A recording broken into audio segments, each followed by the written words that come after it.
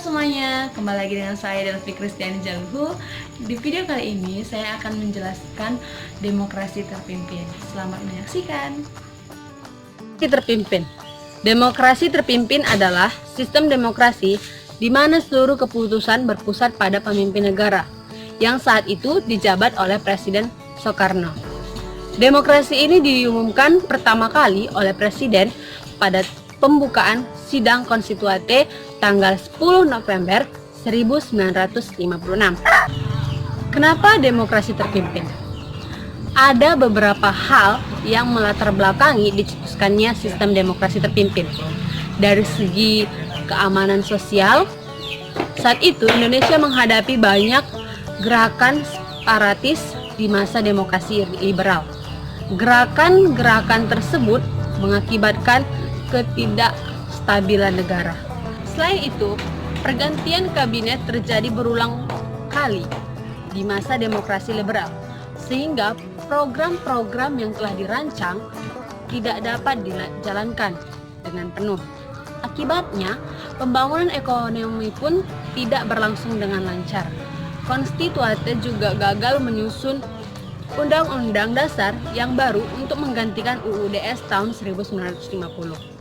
Demokrasi terpimpin diawali oleh anjuran Presiden Soekarno untuk menggantikan UUD-S tahun 1950 kembali ke UUD tahun 1945. Karena usulan tersebut mengundang pro kontra di kalangan anggota konstituante, diadakan pemungutan suara. Hasilnya 269 orang setuju untuk kembali ke UUD tahun 1945, sementara 199 orang tidak setuju untuk kembali ke UUD tahun 1945.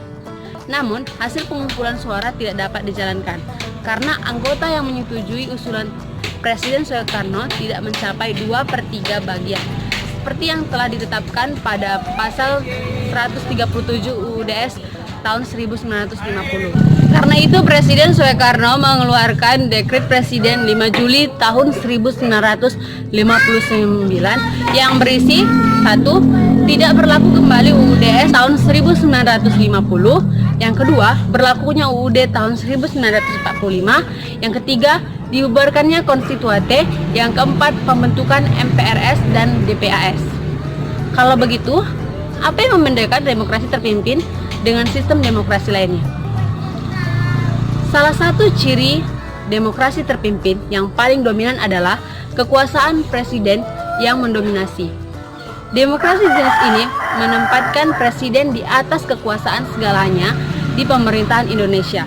Hal ini menjadi pemicu terjadinya kesenjangan yang berlangsung di Indonesia saat itu. Akibatnya, presiden yang memiliki kekuasaan tertinggi dapat dengan mudah menyingkirkan pihak yang ia anggap tidak sejalan atau berpantangan di bidang politik. Selain itu, partai politik memiliki ruang gerak yang terbatas di masa demokrasi terpimpin.